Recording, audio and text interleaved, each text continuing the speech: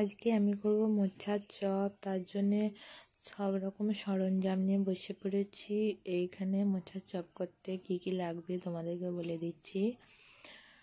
আমি এখানে নিয়েছি নুন, হলুদ গুঁড়ো, জিরে গুঁড়ো, এখানে লঙ্কা গুঁড়ো, এখানে একটু আদা বাটা, আর এখানে গরম মশলার গুঁড়ো, আর ওইখানে খাবার সোডা। আজকে আমি চপটা নিরামিষ করব, তো তার জন্যে পেঁয়াজ রসুন নিইনি। আর এখানে আমি নিয়েছি বেসন, এখানে চালের গুঁড়ো।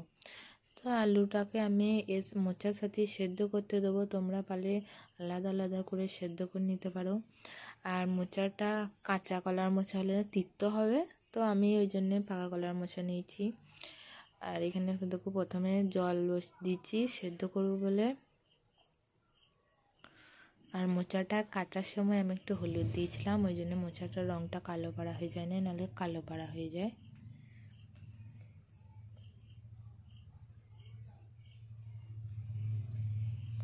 দেখছি আমার মোচাটা কালো হয়ে যায় না, হলুদ গুঁড়ো দিয়েছিলাম বলে।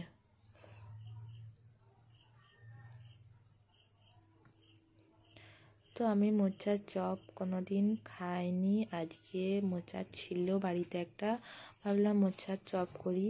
তো কেমন হবে জানি না, তো চলো দেখি কেমন কি করতে পারি, তোমরাও দেখো।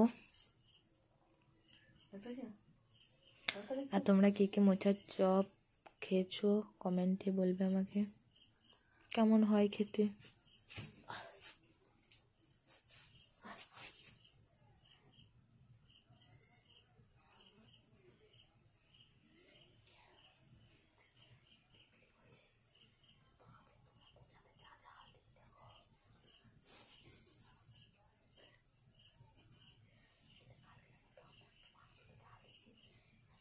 দেখো আমি আলুগুলো একসাথে সেদ্ধ করে নেবো, তারপরে সিদ্ধ হয়ে গেলে আলাদা আলাদাভাবে করে নেবো, কারণ আমার টাইমটা একটু কম লাগবে, তো ওই জন্য আমি ওইটা করছি। তোমরা পারলে আলাদা আলাদাভাবে সেদ্ধ করতে পারো। এরকম আমার সেদ্ধ হয়ে গেছে, আমি আলাদা করে নিয়েছি মোচাটা আর আলুটাকে। তো এবার আমি চপ করার জন্য ব্যাটারটা তৈরি করে নেবো বেসনের। প্রথমে আমি বেসন দিয়ে দেবো পরিমাণ মতো, তোমরা তোমাদের পরিমাণ মতো দেবে। তারপরে দেবো লবণ, তারপরে হলুদ গুঁড়ো আর সামান্য লঙ্কা গুঁড়ি দেবো। আর আমরা একটু ঝালটা বেশি খাই বলে মানে আমি দুটোতেই লঙ্কা গুঁড়িটা দিয়েছি। মানে তোমাদেরকে এখন এইটাই দেখাচ্ছি না, কারণ দিয়েছি আমি, একটু পরে দেখতে হবে।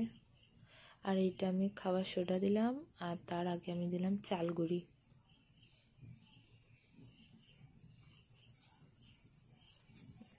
দেখো আমি লঙ্কা গুঁড়িটা দিলাম।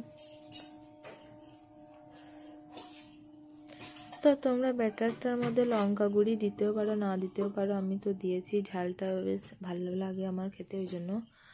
তো তারপরে অল্প অল্প জল দিয়ে মেখে নেবো, বেশ একটা পাতলাও করবো না, একটা মোটাও করবো না।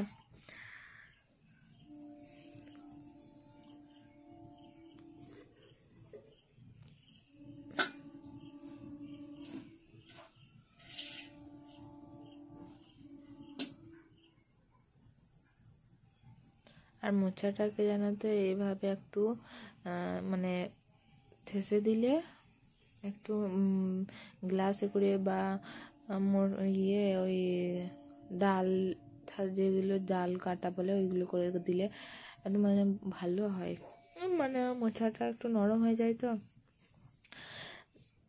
সেই জন্য। তো তারপরে আমি কড়াই বসিয়ে দিয়েছি, তার মধ্যে দেবো সর্ষের তেল পুরটাকে রেডি করার জন্য।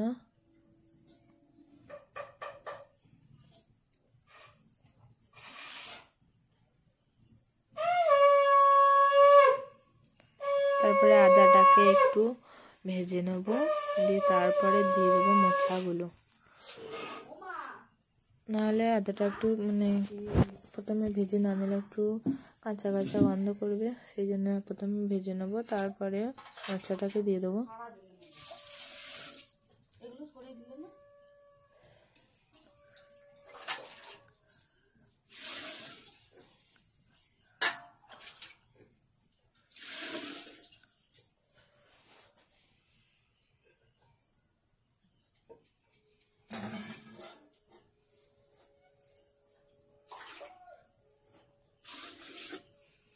আমি এটার মধ্যে দিচ্ছি জিরে গুঁড়ো, তারপরে দেবো হলুদ গুঁড়ো।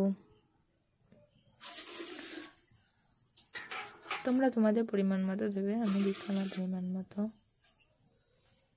তারপরে একটু লবণ দেবো,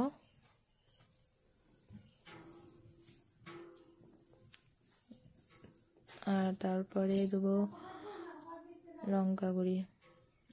আর ওটা যেন তো মানে সবসময় নেড়ে যাবে, যাতে মানে তলাতে না ধরে যায়। আর বেশি তেল দিয়ে দিলে মানে ধরে যাচ্ছে ভাবে তেল দিয়ে দিলেও মানে অনেকটা তেল তেলে হয়ে যায়, তো ওই জন্যে বারবার নাড়ে চেড়ে দিতে হবে। আর সব শেষে আমি দেখো আলুটাকে একটু হাতে করে গুঁড়ি গুঁড়ি পাড়া করে দিয়েছি। তারপরে নামানোর আগে আমি দিয়ে দিচ্ছি গরম মশলা গুঁড়ো। তো আমার দেখো পুরটা কমপ্লিট, এবারে নামিয়ে নেব।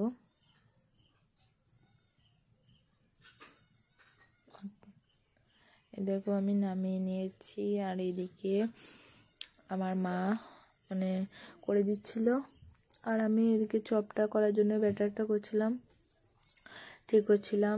তো এখানে হাতেতে মানে তুমি বেসন বা চালের গুঁড়ো যা কিছু নিতে পারো, দিয়ে দুপাশ করে দিতে হবে।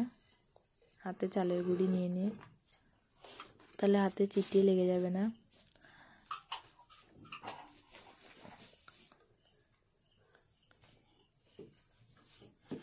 আর এই দেখো আমি এখানে ব্যাটারটা নিয়েছি, এখানে তেল গরম হচ্ছে।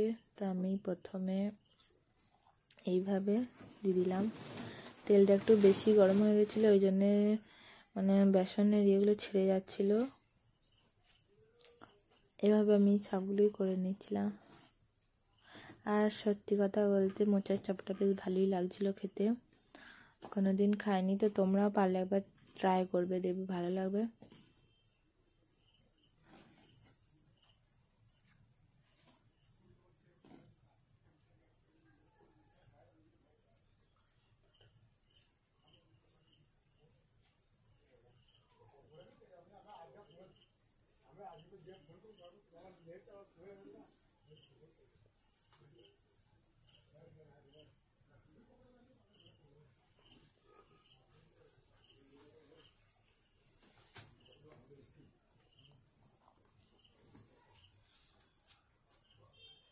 তো আমার এক পিঠ লাল লাল করে ভাজা হয়ে গেছে, তারপর আমি পাল্টে দিচ্ছি ওপর পিঠটা করার জন্যে।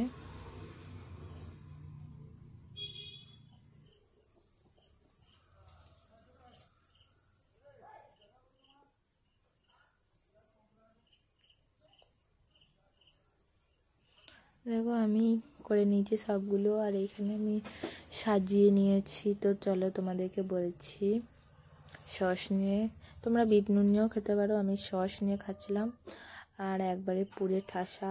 তো বাজারে এরকম মোচার চপে অত পুর দেয় না, বাড়িতে বানিয়েছি, একটু বেশি বেশি পুর দিয়েছি। বেশি বেশি পুর দিয়ে বেশ ভালো লাগছিলো, জানো তো। মানে মোচার চপ মোচাটা বেশি পাওয়া যাচ্ছিলো। তো ভিডিওটা এখানে শেষ, বাই বাই।